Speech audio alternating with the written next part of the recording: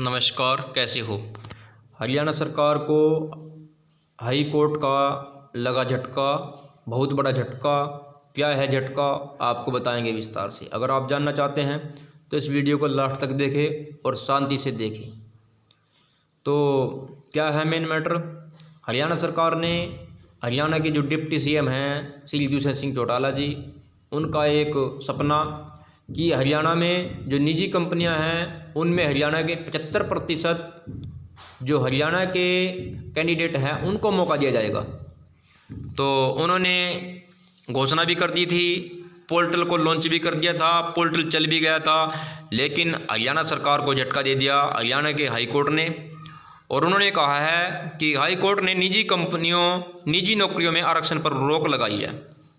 आप देख सकते हैं स्क्रीन पर, Haryana state employment of local candidate act 2020 पर रोक, Haryana state employment of local candidate act 2020 पर रोक। तो आज की अहम न्यूज़ और बहुत बड़ी न्यूज़, सरकार जोर लगाती है कहीं और कोर्ट लगाता है जोर कहीं और। तो बच्चों को समझ में नहीं आ रहा है, युवाओं को समझ में नहीं आ रहा है कि जॉब करें तो करें कहाँ। जिन बच्चों ने पहले डॉक्यूमेंट तैयार करवाए रेजिडेंस का, कास्ट का, और फॉर्म भरवाया, हरियाणा लोकल केस के नाम से एक साइट थी इसकी, फॉर्म भर दिए गए हैं। निजी कंपनियों में उन्होंने जाने की तैयारी कर ली है। सरकार बोल रही है कि आपको 30,000 रुपये से कम की जो नौकरी मिलेगी वो आप इसके तहत ले सकते हैं। कैंडिडेट खुश है, राजी है कि चलो पक्की नहीं कच्ची ही नौकरी इनको मिल जाएगी।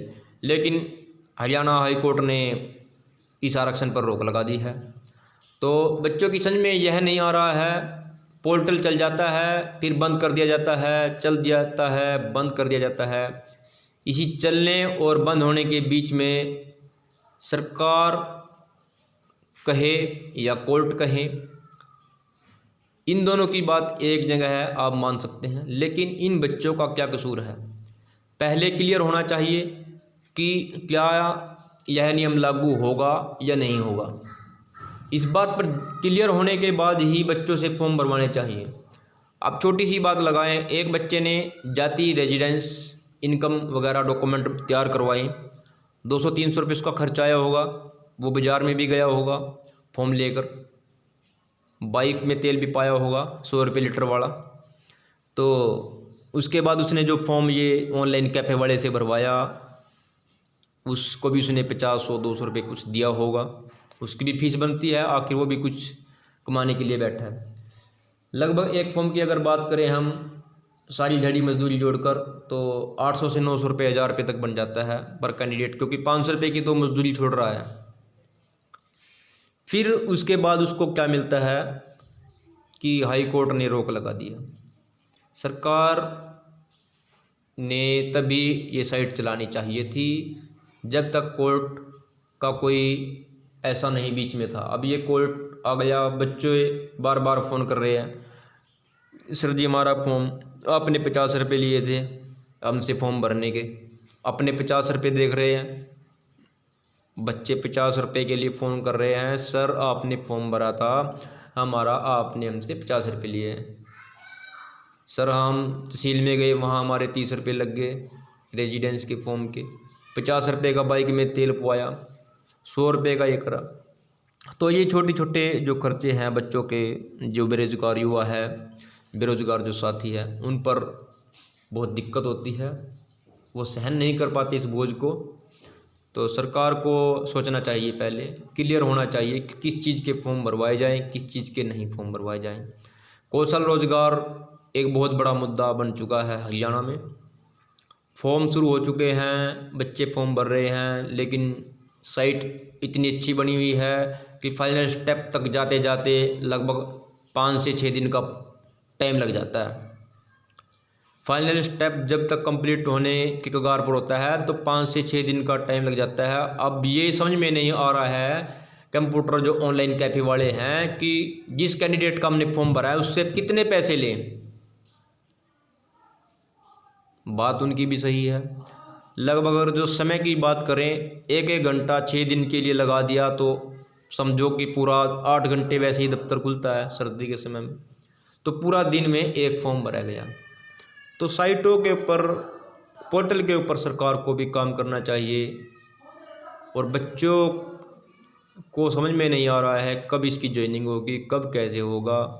तो कौशल रोज़गार भी अभी तक किसी की समझ में आने वाला मैटर नहीं है। यूट्यूब चैनल पर लोग वीडियो डाल रहे हैं, ऐसे होगा वैसे होगा, समझ में कुछ नहीं है। अपने व्यूज़ बढ़ाने के लिए लोग बोलते हैं, जानकारी प्रॉपर किसी को नहीं है। कहीं कोई लिखित नोटिफिकेशन नहीं है कि कौशल रोज़गार में कब किसको नौकरी मिलेगी। जिन्होंने 20 दिन पहले फॉर्म भरा था, मैसेज तो आ रहे हैं, लेकिन कब उनको जाना है, कैसे उनको बुलाना है, कि कम से कम कितने दिन वाला एक्सपीरियंस अपलोड कर सकते हैं, यह भी कोई नोटिफिकेशन नहीं है। तो कौशल रोज़गार के बारे में किसी कैंडिडेट को मेरे हिसाब से प्रॉपर जानकारी नहीं है। बस एक प्रथा है यूट्यूब चैनल पर सभी की कि व्यूज़ बढ़ाए जाएं, व्यूज़ आए तो कहाँ से आए। तो मैं छोटा सा सवाल मेरा सरकार से भी यही है कि जो हरियाणा कौशल रोज़गार अब 75% की अगर बात करें, वो तो कैंसिल हो गया, उस पर रोक लग गई है। वो जब दोबारा चलेगा उस पर भी सरकार ने बिल्कुल क्लियर जो उसका प्रारूप है वो जारी करना चाहिए, गाइडलाइन। और ऐसे ही अगर बात करें हरियाणा कौशल रोज़गार निगम जो बनाया है हरियाणा सरकार ने, उसकी भी बिल्कुल क्लियर गाइडलाइन सरकार ने जारी करनी चाहिए कि जो कैंडिडेट लगे हुए हैं पहले किसी डिपार्टमेंट में, उनको दोबारा ऑनलाइन अपना डाटा करवाने की ज़रूरत है या नहीं। जो पहले कैंडिडेट लगे हुए हैं उनको कितना वेतन मिलेगा, जो नए कैंडिडेट है उनको कितना वेतन मिलेगा। जो नए कैंडिडेट है वो अपना फॉर्म ऑनलाइन करवाने के बाद उन्हें कहाँ जाना होगा, उनको कैसे पता लगेगा कि उनकी जॉब लग चुकी है, फ़ोन के माध्यम से या किसी दो ऑफिस में जाकर या कैसे। और सबसे अहम बात यह अभी तक क्लियर नहीं हुई है कि मिनिमम जो एक्सपीरियंस है, जो अनुभव प्रमाण पत्र है, वो कम से कम कितने दिन का अनिवार्य रहेगा। ये बहुत बड़ा मैटर, बहुत बड़ा मुद्दा।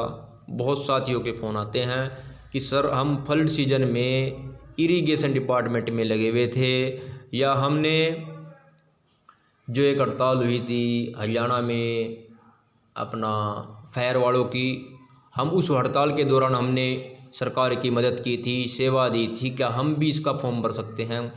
तो इसके बारे में हमारे पास कोई प्रश्न, कोई उत्तर नहीं है।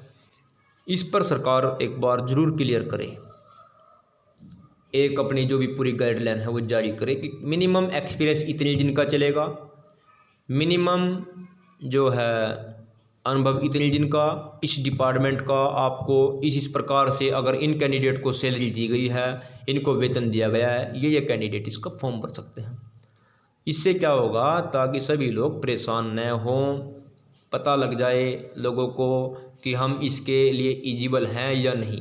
वो पहले स्टेप से ही बाहर हो जाएंगे, उनका पैसा और उनका समय खराब नहीं होगा। तो आपको यह जानकारी कैसी लगी? अगर आपको 1% भी जानकारी अच्छी लगती है तो वीडियो को शेयर करें, लाइक करें, कमेंट करें। धन्यवाद। चैनल को सब्सक्राइब ज़रूर करना साथियों। और कौशल रोज़गार के बारे में अभी कुछ कहना सही नहीं होगा और कुछ कहना गलत भी नहीं होगा, क्योंकि क्लियर जब तक नहीं होता तब तक मैं कौशल रोज़गार के ऊपर वीडियो नहीं बना रहा हूँ।